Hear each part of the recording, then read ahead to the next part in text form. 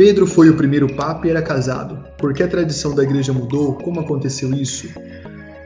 Uma questão é a disciplina, outra questão são os mandamentos. Havia discípulos que eram castos, como Paulo, por exemplo. Paulo insiste na castidade e no celibato. Castos e celibatários. Pedro também era casto, mas não era celibatário.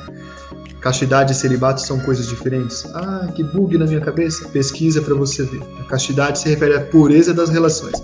Celibato se refere à suspensão das relações físicas. São coisas diferentes. De qualquer modo, todos nós somos chamados à castidade. E alguns de nós são chamados ao celibato.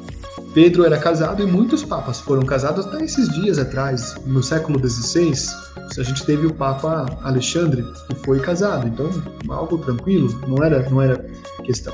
Agora, uma regra da igreja foi sempre essa.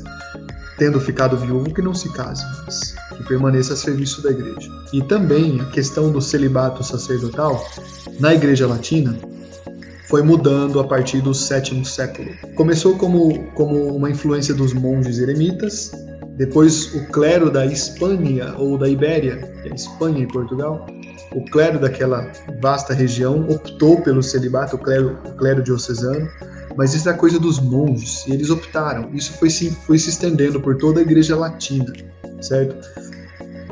Quando falo igreja latina, é a igreja católica do rito latino. Mas a igreja católica de ritos orientais, essa disciplina é diferente. Há padres casados e há padres celibatários. Os padres casados não podem ser bispos, porque tem que cuidar da família, os padres celibatários podem ser bispos. Onde isso? Dentro da igreja católica. Isso existe entre nós. Então, toda aquela conversa por causa do sínodo, que o sínodo ia fazer padres casados, é uma grande bobagem.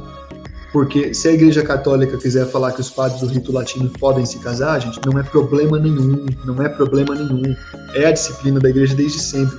Padre casado? Isso que você está falando? Sim. As igrejas orientais, igreja oriental é a igreja católica, tá? Não é a igreja ortodoxa, mas as igrejas orientais e também a igreja ortodoxa, os padres se casam. Alguns não se casam. A disciplina desde sempre é essa. Mas também na igreja latina é o celibato.